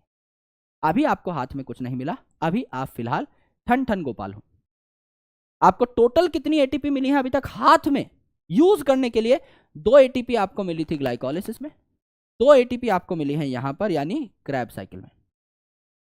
इसके अलावा जितनी भी हैं आपकी 34 ATP वो आपको बैंक में जाकर के मिलेंगी। कैलकुलेट करना चाहो तो कर सको। ग्लाइकोलिसिस में 2 ATP हाथ में मिली, 6 ATP बैंक में जाकर के। ऑक्सीडेटिव डिकार्बोक्सिलेशन या लिंक रिएक्शन में 6 ATP बैंक में जाकर के। TCA साइकिल में ये जो 6 NADH थे इनके 18 ATP बैंक में जाकर के, ये जो 2 FADH2 थे इनकी 4 ATP बैंक में जाकर के, 2 ATP आपको एकदम हाथ में मिली हैं। तो अभी तक सिर्फ 2 एटीपी ग्लाइकोलिसिस की और 2 एटीपी क्रैब साइकिल की यही तो हाथ में मिली है आपको, और कुछ थोड़ी मिला है। तो आउट ऑफ टोटल 38 एटीपी जो आपको मिलनी चाहिए थी ग्लूकोज से, अभी तक उसमें से सिर्फ 4 एटीपी मिली है आपको। बची हुई 34 एटीपी कहां मिलेंगी? बैंक में जाकर के, यानी इलेक्ट्रॉन ट्रांसपोर्ट सिस्टम में जाकर के। इसीलिए बहुत इंपॉर्टेंट टॉपिक है इलेक्ट्रॉन ट्रांसपोर्ट सिस्टम। अगर आप इस NADH को या FADH2 को यूज नहीं कर पाए तो कोई फायदा थोड़ी है। तो इसलिए आपको इसको यूज करना होगा, इस्तेमाल करना होगा, और इससे ATP बनानी होगी। इसीलिए इलेक्ट्रॉन ट्रांसपोर्ट सिस्टम बहुत ही जरूरी, बहुत ही महत्वपूर्ण टॉपिक है, राइट। तो यहां पर देखिए मेरे भाई, इलेक्ट्रॉन ट्रांसपोर्ट सिस्टम कहां पर होता है? इलेक्ट्रॉन ट्रांसपोर्ट सिस्टम होता है आपका इनर मेम्ब्रेन ऑफ माइटोकॉन्ड्रिया में। यहां जितने भी आपके NADH बने हैं और जितने भी आपके FADH2 बने हैं, इनको आप लोग क्या करते हैं? फर्दर ऑक्सीडाइज करते हैं, और इनको जो है आप क्या करते हैं? फर्दर यूज करते हैं टू मेक ATP। और अभी तक किसी भी प्रोसेस में ऑक्सीजन तो आया ही नहीं है, ना ग्लाइकोलिसिस में डायरेक्ट ऑक्सीजन डाला हमने, ना लिंक रिएक्शन में डाला, ना क्रैब साइकिल में कहीं ऑक्सीजन डाला। ऑक्सीडेशन के नाम पे हम NADH बना रहे थे, FADH2 बना रहे थे, सिस्टम से हाइड्रोजन निकाल रहे थे, उस फॉर्मेट में ऑक्सीडेशन हो रही थी, और ऑक्सीजन का यूज कहीं नहीं आया। ऑक्सीजन यूज करेंगे इलेक्ट्रॉन ट्रांसपोर्ट सिस्टम में, वाटर बनाने में यूज आता है ऑक्सीजन। तो ये जो ऑक्सीजन है इसके पास हम क्या भेजेंगे? हाइड्रोजन भेजेंगे, या आप कह सकते हैं इलेक्ट्रॉन भेजेंगे, तब जाकर के क्या बनेगा? वाटर बनेगा। अगर वाटर बनाना है तो आपको क्या चाहिए? H2O, एक ऑक्सीजन और 2 हाइड्रोजन। हाइड्रोजन में क्या क्या होता है? एक हाइड्रोजन में होता है 1 प्रोटॉन और 1 इलेक्ट्रॉन। आपको 2 हाइड्रोजन चाहिए वाटर बनाने के लिए, यानी 2 प्रोटॉन और 2 इलेक्ट्रॉन चाहिए, राइट। तो एक हाइड्रोजन जो है ये एक बाल्टी के समान है। इस बाल्टी में क्या है? 1 इलेक्ट्रॉन और 1 प्रोटॉन है। तो आप इस हाइड्रोजन को कहीं पर लेकर जा रहे हैं, तो आप टेक्निकली इसका इलेक्ट्रॉन भी तो लेकर जा रहे हैं ना। तो ये जो ऑक्सीजन है, इसको NCERT में कई जगह लिखा हुआ है द लास्ट और द टर्मिनल हाइड्रोजन एक्सेप्टर। तो इस ऑक्सीजन को वाटर बनाना होता है, तो वाटर बनाने के लिए इसको हाइड्रोजन चाहिए, या इसे कहा गया है terminal electron acceptor. Electron acceptor भी तो सही बोला गया है। अगर आप डीप लेवल पे देखो इस इक्वेशन को, वाटर बनने वाली इक्वेशन को, तो आप कह दो कि 2 हाइड्रोजन और 1 ऑक्सीजन चाहिए, या आप 2 हाइड्रोजन को कह दीजिए 2 इलेक्ट्रॉन, 2 प्रोटॉन और 1 ऑक्सीजन चाहिए। सारी बातें करेक्ट तो हैं, बोलने का तरीका अलग अलग है, बात सेम है। जब आप इलेक्ट्रॉन प्रोटॉन के लेवल पे चले जाएंगे तो आपको चीजें ज्यादा क्लियर होंगी। तो ये जो हाइड्रोजन है इसमें इलेक्ट्रॉन भी तो है, तो आप ऑक्सीजन को हाइड्रोजन दे रहे हैं, तो आप इनडायरेक्टली इलेक्ट्रॉन भी तो दे रहे हैं। That's why oxygen is called as terminal electron acceptor और हाइड्रोजन एक्सेप्टर। दोनों बातें अपने आप में एकदम सही होती हैं। तो हाइड्रोजन को लेकर या इलेक्ट्रॉन को लेकर के ये जो ऑक्सीजन है क्या बना लेता है? वाटर मॉलिक्यूल बना लेता है, करेक्ट। इसी को हम लोग इस डायग्राम में देखने वाले हैं काफी डिटेल में, लेकिन उससे पहले let's talk about the 5 complexes of ETS। ये जो ETS है, ये जो इलेक्ट्रॉन ट्रांसपोर्ट सिस्टम है, इसमें 5 कॉम्प्लेक्सेस होते हैं। पहला जो कॉम्प्लेक्स है इसका नाम क्या होगा? NADH dehydrogenase. क्यों भैया? क्योंकि सबसे पहली चीज जो आपने करी थी वो क्या करी थी? ग्लाइकोलिसिस में आपने ATP बनाए थे 2, वो आप यूज कर सकते हो। बचे हुए जो 6 ATP हैं ये आपको NADH से मिलेंगे। उसके बाद लिंक रिएक्शन में जो 6 ATP मिलने वाले हैं वो NADH से मिलेंगे। जो आपका क्रैब साइकिल है उसके जो 18 ATP हैं ये NADH से मिलेंगे। सबसे पहले कौन बना? NADH बनाना ग्लाइकोलिसिस में ही बन गया था, तो सबसे पहले इसको हम लोग दोबारा से NAD में कन्वर्ट करेंगे और इसके इलेक्ट्रॉन प्रोटॉन्स को यूज करेंगे ATP बनाने के लिए, तो NADH डिहाइड्रोजिनेज। दूसरी इंपॉर्टेंट चीज, NADH को यूज करेंगे ATP बनाने के लिए, तो FADH2 को भी करेंगे, तो FADH2 dehydrogenase is complex number 2। यहां आप FADH2 डिहाइड्रोजिनेज भी लिख सकते हो। सर सक्सिनेट डिहाइड्रोजिनेज क्यों लिखा है? FADH2 कौन से लेवल पे बना था भाई? जब सक्सिनेट कन्वर्ट हो रहा था फ्यूमरेट में। सक्सिनेट जब फ्यूमरेट में कन्वर्ट होता है तो यहां एंजाइम लगता है सक्सिनेट डिहाइड्रोजिनेज, तो इस एंजाइम का नाम जो है वही कॉम्प्लेक्स पे है, सक्सिनेट डिहाइड्रोजिनेज। तो FADH2 डिहाइड्रोजिनेज कह लो, सक्सिनेट डिहाइड्रोजिनेज कह लो। तीसरा जो कॉम्प्लेक्स है इसमें 2 साइटोक्रोम होते हैं, है ना। तीसरा जो कॉम्प्लेक्स है इसमें 2 साइटोक्रोम होते हैं, साइटोक्रोम B और साइटोक्रोम C1, इसीलिए इसे कहते हैं साइटोक्रोम BC1 कॉम्प्लेक्स। साइटोक्रोम क्या होते हैं? Cytochrome are some molecules which are very good electron transporters, और ये जो है आयरन और कॉपर में रिच होते हैं। तो आयरन और कॉपर का इलेक्ट्रॉन ट्रांसपोर्टेशन में बहुत ही इंपॉर्टेंट रोल है। इनके बिना इलेक्ट्रॉन ट्रांसपोर्ट ना रेस्पिरेशन में हो पाएगा और ना आपका फोटोसिंथेसिस चैप्टर में हो पाएगा। आराम से सुनिएगा कि आपका किस हिसाब से साइटोक्रोम्स काम करते हैं। लेट्स से मैं एक आयरन हूं, तो आयरन जो है 3+ स्टेट में भी स्टेबल रहता है और 2+ स्टेट में भी स्टेबल रहता है। ये बहुत रेयर है कि एक एलिमेंट के 2 स्टेबल स्टेट्स हों। तो मेरे भाई आयरन हूं मैं और मैं हूं 3+ स्टेट में। अब मेरे पास एक इलेक्ट्रॉन आया, अगर नेगेटिवली चार्ज इलेक्ट्रॉन आ रहा है तो मेरा चार्ज भी नेगेटिव हो जाएगा ना। मैं अगर 3+ हूं तो मैं थोड़ा सा कम पॉजिटिव बचूंगा, मैं 2+ हो जाऊंगा। मैं आयरन 3+ हूं, मेरे पास इलेक्ट्रॉन आया तो मैं 2+ बचा, मैं अभी भी स्टेबल हूं। मैं ये इलेक्ट्रॉन आगे भेज दूंगा, किसी और को दे दूंगा, तो मैं दोबारा से 3+ हो गया, मैं अब भी स्टेबल हूं। यानी मुझे कोई फर्क पड़ा ही नहीं। मैं 3+ में भी स्टेबल था, मैं अभी भी स्टेबल हूं 2+ में भी, लेकिन मैंने इलेक्ट्रॉन को तो यहां से वहां भेज दिया ना। मेरी ये प्रॉपर्टी है, मेरे काम आ गई। इलेक्ट्रॉन को मैंने एक जगह से दूसरी जगह भेज दिया, मेरी जो प्रॉपर्टी है ये मेरे पूरे पूरे काम आ गई कि मेरे 2 स्टेबल ऑक्सीडेशन स्टेट्स हैं। सिमिलरली कॉपर जो है it is stable in 2+ state, in 1+ state. अब मैं कॉपर 2+ हूं, मेरे पास इलेक्ट्रॉन आया, मैं कॉपर 1+ हो गया। मैंने इलेक्ट्रॉन आगे भेज दिया, मैं दोबारा कॉपर 2+ हो गया। तो मेरे को कोई फर्क नहीं पड़ा, लेकिन मैंने इलेक्ट्रॉन को तो ट्रांसपोर्ट कर दिया ना। अब इस टॉपिक का नाम ही है इलेक्ट्रॉन ट्रांसपोर्ट सिस्टम यानी ईटीएस, तो इलेक्ट्रॉन ट्रांसपोर्टर्स की जरूरत पड़ेगी। तो आयरन जो है वो भी अच्छा इलेक्ट्रॉन ट्रांसपोर्टर है, एज वेल एज कॉपर भी इलेक्ट्रॉन ट्रांसपोर्टर है। तो ये साइटोक्रोम्स के फॉर्मेट में भी पाए जाएंगे, एज वेल एज आपके इंडिपेंडेंटली भी पाए जाएंगे। तो अगला जो है आपका कॉम्प्लेक्स, इसे साइटोक्रोम AA3 कॉम्प्लेक्स कहते हैं। यहां साइटोक्रोम बी और साइटोक्रोम C1 थे, यहां साइटोक्रोम ए और साइटोक्रोम A3 है, और इसके साथ इसे साइटोक्रोम C ऑक्सीडेज भी कहते हैं। क्यों? क्योंकि यहां इलेक्ट्रॉन लेकर के आता है साइटोक्रोम C। तो साइटोक्रोम C जो है ये एक मोबाइल इलेक्ट्रॉन कैरियर है, ये चल करके जाता है कॉम्प्लेक्स 3 और 4 के बीच में। अब क्योंकि साइटोक्रोम C इलेक्ट्रॉन लेकर के आ रहा है इस 4th कॉम्प्लेक्स में, इसीलिए इसे C ऑक्सीडेज कह दिया, C के साथ इसका लेना देना है। और 5वां जो है ATP बनाने वाला कॉम्प्लेक्स, इसको ATP सिंथेस कहा जाता है। सबसे इंपॉर्टेंट कॉम्प्लेक्स जिसमें ATP बनेगी, क्योंकि हमारा मेन मोटो जो है वो है NADH और FADH2 से ATP बनाना। तो 3 कॉम्प्लेक्स के नाम तो सीधे ही सेट हो जाते हैं, NADH डिहाइड्रोजिनेज, FADH2 डिहाइड्रोजिनेज और ATP सिंथेस। बीच में आपके 4 साइटोक्रोम आए मेनली कॉम्प्लेक्सेस के अंदर। कॉम्प्लेक्स 3 में साइटोक्रोम BC1 और कॉम्प्लेक्स 4 में साइटोक्रोम A और A3, और इन दोनों के बीच में है एक मोबाइल इलेक्ट्रॉन कैरियर, एक मोबाइल साइटोक्रोम जिसको हमने कहा साइटोक्रोम C। ये इनके मेन नाम है। अब इनकी प्रॉपर्टीज देखें। कॉम्प्लेक्स 1 जो है, 1 को हम लोग प्यार से क्या कहते हैं? मोनो। तो 1 जो है इसको मोनो भी कहा जाता है इंग्लिश में, तो इसमें फ्लेविन मोनोन्यूक्लियोटाइड पाया जाएगा। फ्लेविन मोनोन्यूक्लियोटाइड कहां पाया जाएगा? नाम में ही है मोनो, तो कॉम्प्लेक्स 1 में डाल दो, 1 का मतलब मोनो होता है। कॉम्प्लेक्स 2 जो है इसमें फ्लेविन एडेनिन डाइन्यूक्लियोटाइड पाया जाएगा, नाम में है डाई, कॉम्प्लेक्स 2 में डाल दो।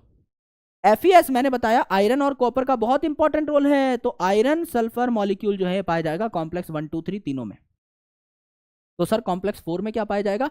आयरन और कॉपर की बात हुई थी, स्टार्टिंग के 3 में आयरन पाया जा रहा है, तो चौथे में क्या पाया जाएगा? चौथे में जो है पाया जाएगा 2 कॉपर सेंटर, यहां कॉपर ले लो भैया, है ना। और कॉम्प्लेक्स 5 जो है इसमें 2 इंपॉर्टेंट पार्टिकल हैं, F0 और F1, जो ATP बनाने में इस्तेमाल होते हैं।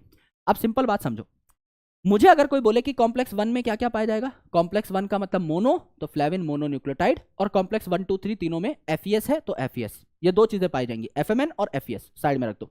कॉम्प्लेक्स 2 में क्या क्या पाया जाएगा सर? कॉम्प्लेक्स 2 का मतलब क्या होता है? डाई, तो फ्लेविन एडेनिन डाइन्यूक्लियोटाइड, और उसके अलावा FeS कॉम्प्लेक्स 1 2 3 में था, ये पाए जाएंगे। कॉम्प्लेक्स 3 में क्या क्या पाया जाएगा सर? कॉम्प्लेक्स 3 का नाम था साइटोक्रोम BC1 कॉम्प्लेक्स, तो साइटोक्रोम B, साइटोक्रोम C1 और आपका FeS कॉम्प्लेक्स 1 2 3 में था, तो तीनों पाए जाएंगे। कॉम्प्लेक्स 4 में क्या क्या होगा सर?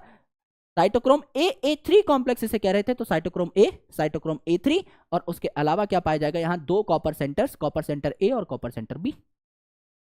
और कॉम्प्लेक्स 3 और 4 के बीच में क्या पाया जाएगा? Cytochrome C, mobile electron carrier, right. तो ये आपको सीधा सीधा याद हो जाते हैं।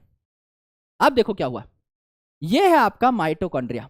तो माइटोकॉन्ड्रिया की मैट्रिक्स है, ये अंदर वाला पार्ट है माइटोकॉन्ड्रिया का, मैट्रिक्स है।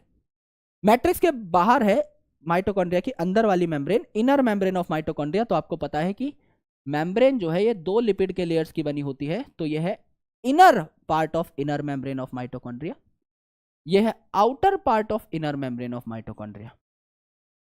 करेक्ट, एकदम करेक्ट सर। बीच में है 2 मेम्ब्रेन के बीच का स्पेस यानी इंटर मेम्ब्रेनस स्पेस। फिर है आपकी आउटर मेम्ब्रेन ऑफ माइटोकॉन्ड्रिया, ये उसकी अंदर वाली लेयर, ये उसकी बाहर वाली layer, outer membrane of mitochondria. ये आउटर मेम्ब्रेन, ये इनर मेम्ब्रेन, ये इन दोनों के बीच का स्पेस यानी इंटर मेम्ब्रेनस स्पेस, ये अंदर का पार्ट यानी मैट्रिक्स। जो ग्लाइकोलिसिस में NADH बने थे उनको भी हमने मैट्रिक्स में बुला लिया था। जो लिंक रिएक्शन मैट्रिक्स में ही हो रही थी तो उसके NADH मैट्रिक्स में ही बने। क्रैब साइकिल मैट्रिक्स में हुई तो उसके NADH भी मैट्रिक्स में ही बने। FADH2 भी उसके मैट्रिक्स में ही बने। यानी जितने भी NADH FADH2 पड़े हुए हैं वो इस मैट्रिक्स में पड़े हुए हैं, हाँ या ना? यस सर, पड़े हुए हैं। इनके इलेक्ट्रॉन प्रोटॉन निकाल करके हमको कहां फेंकने हैं? इलेक्ट्रॉन फेंकने हैं मुझे इस इलेक्ट्रॉन ट्रांसपोर्ट सिस्टम में, कॉम्प्लेक्स 1 2 3 4 5 में। और प्रोटॉन की मुझे जरूरत नहीं, प्रोटॉन फेंक दूंगा मैं यहां पर, प्रोटॉन फेंक दूंगा मैं यहां पर इंटर मेम्ब्रेनस स्पेस में। यानी मेरे भाई NADH जो है, NADH हाइड्रोजन है उसमें। हाइड्रोजन किसका बना होता है? इलेक्ट्रॉन और प्रोटॉन का। तो इलेक्ट्रॉन मैंने भेज दिया इलेक्ट्रॉन ट्रांसपोर्ट सिस्टम में, एक कैरियर से दूसरे कैरियर के पास, और प्रोटॉन मैंने दूसरी साइड पंप कर दिया, फेंक दिया। भाई मुझे जरूरत नहीं है तुम्हारी, जाओ तुम इंटर मेम्ब्रेनस स्पेस में चले जाओ। यहां से तो तुम जा ही रहे हो, तो यहीं थोड़ी वापस बुला लूंगा तुमको, दूसरी साइड फेंकूंगा। सिमिलरली अब इसने FADH2 ने इलेक्ट्रॉन निकाले, इलेक्ट्रॉन इलेक्ट्रॉन ट्रांसपोर्ट सिस्टम के पास, प्रोटॉन बाहर फेंक दिए। तो अल्टीमेटली प्रोटॉन जो है यहां पर जमा हो जाते हैं इंटर मेम्ब्रेनस स्पेस में, और इलेक्ट्रॉन जो है इन इलेक्ट्रॉन ट्रांसपोर्टर से होते हुए कहां चले जाते हैं? टर्मिनल इलेक्ट्रॉन एक्सेप्टर कौन था? ऑक्सीजन, जो कि क्या बना लेगा? इलेक्ट्रॉन्स को लेकर के वाटर बना लेगा। ठीक है, तो मैंने कहा यहां है complex 1, complex 2, complex 3, complex 4, complex 5। Sir complex 3 जो है इसको बीच में क्यों बनाया? 1 2 3 4 5 क्यों नहीं बनाया? कॉम्प्लेक्स 1 और कॉम्प्लेक्स 2 जो है ये दोनों ही अपने हाइड्रोजन्स कॉम्प्लेक्स 3 के पास पहुंचाते हैं, अपने इलेक्ट्रॉन्स कॉम्प्लेक्स 3 के पास पहुंचाते हैं। इनके बीच में एक प्रोडक्ट बनता है जिसे कहते हैं यूबिक्विनॉल। यूबिक्विनॉन नाम का एक कंपाउंड पाया जाता है। Ubiquinone, quinone ketone, CO ketone पाया जाता है, CO कीटोन पाया जाता है। यूबिक्विनॉन ये कन्वर्ट हो जाता है किसमें? यूबिक्विनॉल में, अल्कोहल में, यूबिक्विनॉल में। तो हाइड्रोजन चाहिए इसको, CO को आप कन्वर्ट कर रहे हो COH में, तो इसे हाइड्रोजन चाहिए। तो मेरे भाई यहां पर कॉम्प्लेक्स 1 में क्या है? FMN और FES। कॉम्प्लेक्स 2 में क्या है? FAD और FES।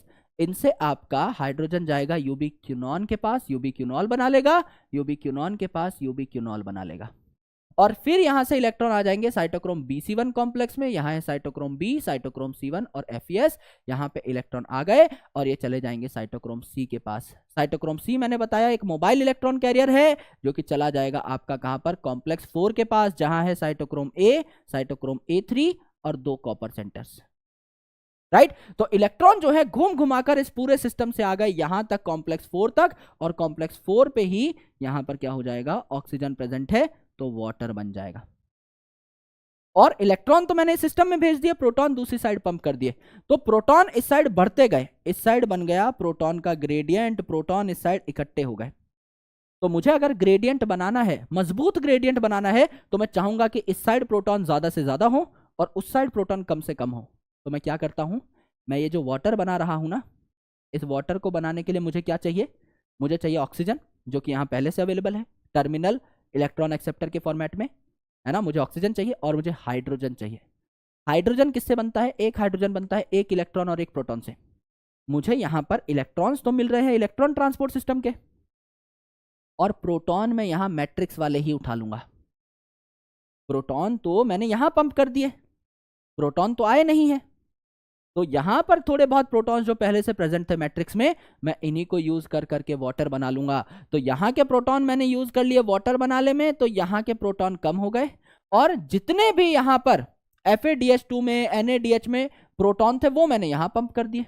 तो यहां प्रोटॉन ज्यादा, यहां प्रोटॉन ज्यादा, यहां खूब सारे प्रोटॉन पंप किए हैं, यहां प्रोटॉन ज्यादा, और यहां के प्रोटॉन की मैंने खपत बढ़ाई है, वाटर बनाने में इनको यूज किया है। तो यहां प्रोटॉन कम, यहां और कम होते जा रहे हैं, यहां और बढ़ते जा रहे हैं। ये प्रोटॉन रश करना चाहेंगे, भागना चाहेंगे from this direction of membrane to this direction of membrane, high concentration से लो कंसंट्रेशन में भागना चाहेंगे।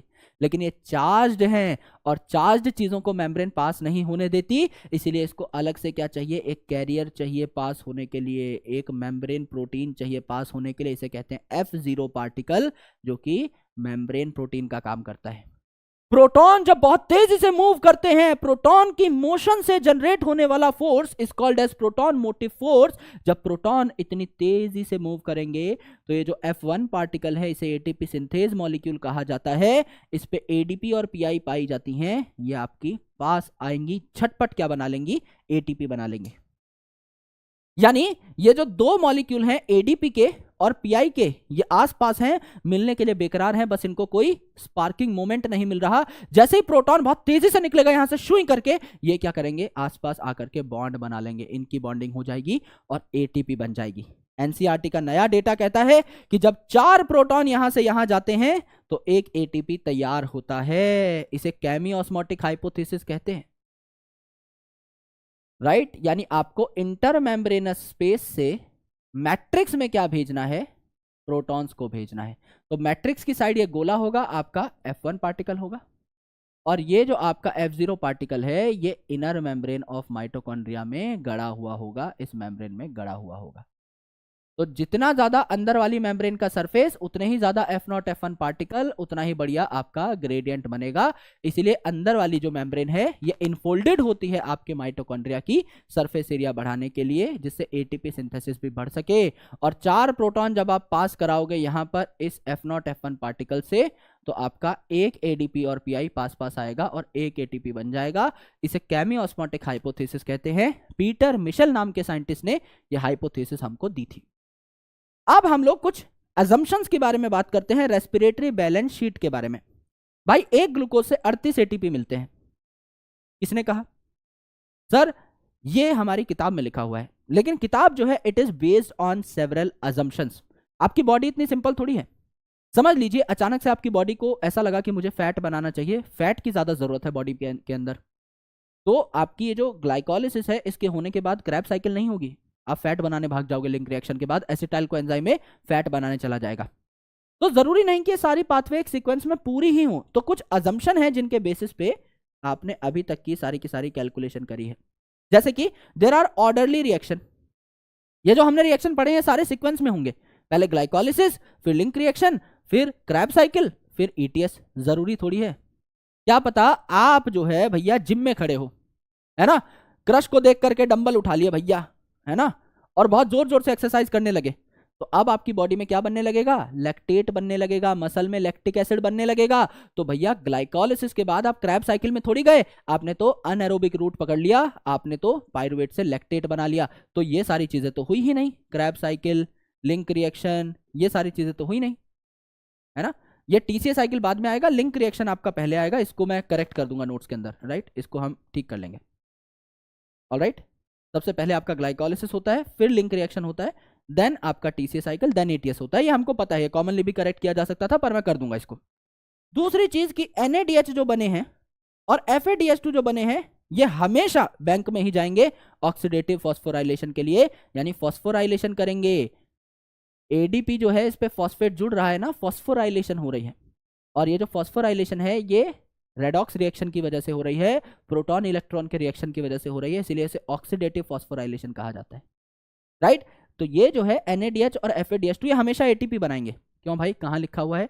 समझ लीजिए आप जिम में गए, और जिम में अगर गए तो भैया लैक्टेट बनना स्टार्ट हो गया आपकी बॉडी में, तो ये जो NADH था अब ये आगे चल के बैंक में थोड़ी जाएगा, इसने तो दोबारा से NAD बना लिया, दोबारा से ग्लाइकोलिसिस स्टार्ट करने के लिए। तो ये बात भी गलत हो गई, ये भी अजम्पशन है, ये भी तुक्का है। तीसरी इंपॉर्टेंट चीज, none of the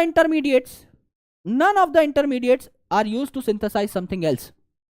एकदम सीधे सीधे चलेंगे मॉलिक्यूल्स, कुछ और नहीं बनाएंगे। यहां पर ये जो टॉपिक है इसमें आप यही पढ़ेंगे कि जो ऑक्सैलो एसिटिक एसिड है ये अमीनो एसिड बना सकता है, प्रोटीन बना सकता है, पिरिमिडीन बना सकता है, ये जो सक्सिनाइल कोएंजाइम है ये क्लोरोफिल बना सकता है, पोरफायरिन बना सकता है।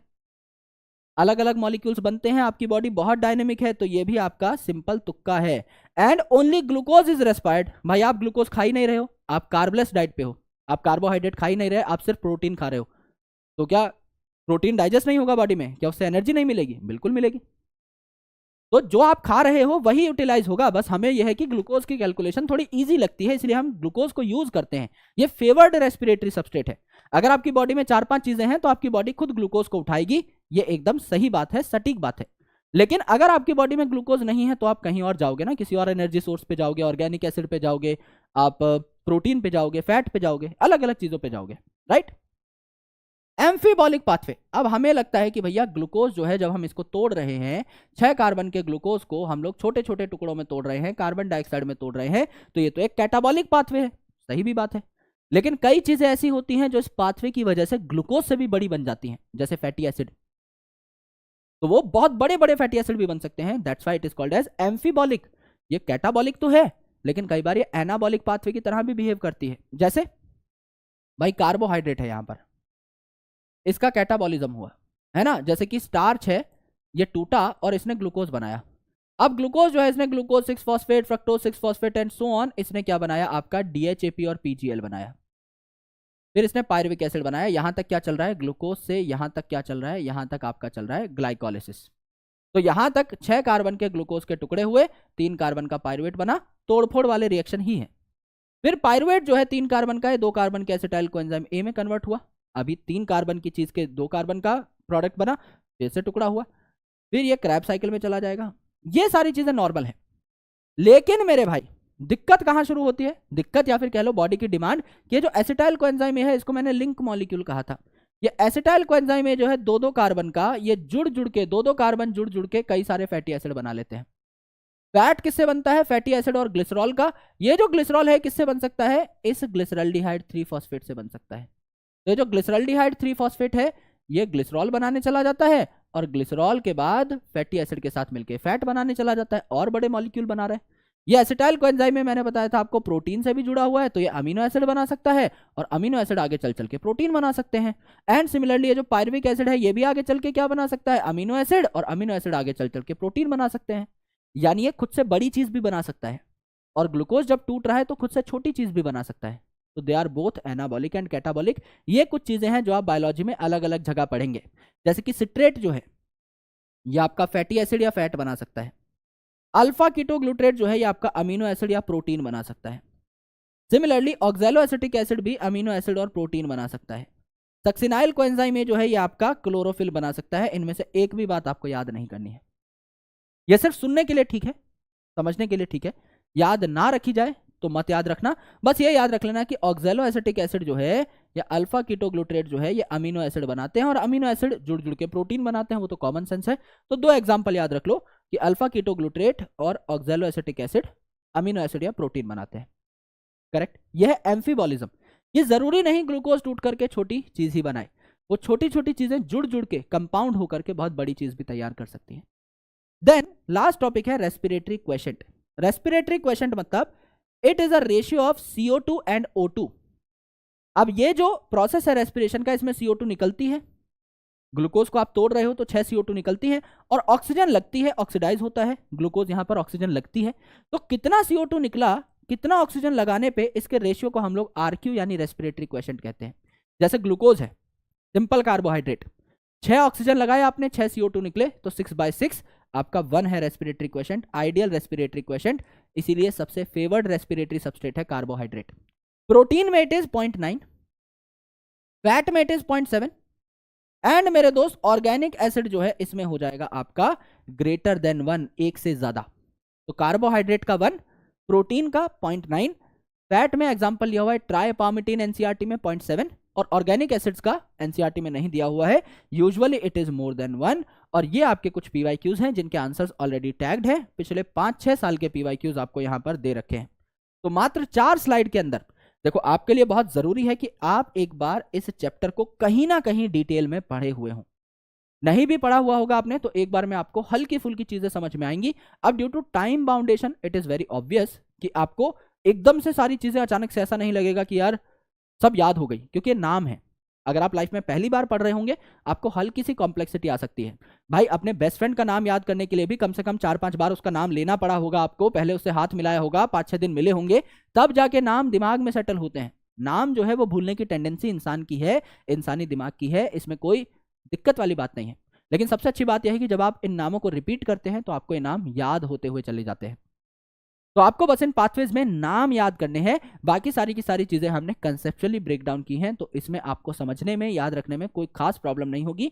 1-2 माइनर रिवीजन हैं जो आपके लगेंगे, और अगर आप कहीं ना कहीं इस चैप्टर को पढ़ के यहां तक पहुंचे हैं तो आपको गारंटी के साथ सारी चीजें समझ में आई होंगी और बहुत बेहतरीन तरीके से आपने यहाँ पर काम को तोड़ फोड़ दिया होगा एकदम, राइट। सो एक बार हाजिरी लगा दीजिए वी पुसर ओपी in the comment section please, या फिर तारा रारा इन द कमेंट सेक्शन, जिससे मुझे पता लग सके कि आपको ये लेक्चर कैसा लगा। If this lecture was truly amazing, तो मुझे आपके फीडबैक्स की जरूरत होगी, आपके अप्रिशिएशन की जरूरत होगी, जिससे मैं ऐसा ही धमाकेदार शानदार कंटेंट आपके लिए ला सकूं और बहुत ज्यादा मस्ती से हम लोग आने वाले कॉन्सेप्ट्स को भी सीख सके। अगला जो चैप्टर है that is going to be photosynthesis in higher plants, and then हम लोग प्लांट ग्रोथ डेवलपमेंट की ओर बढ़ेंगे, यानी कि हम लोग 11th क्लास के लास्ट 2 टॉपिक्स की ओर, 2 चैप्टर्स की ओर अब बढ़ने वाले हैं, अग्रसर होने वाले हैं। तो thank you so much for all your love and support. मैं मिलता हूं आपसे अगले सेशन में, तब तक के लिए अपना ख्याल रखिए और काम करते रहिए। थैंक यू, जय हिंद।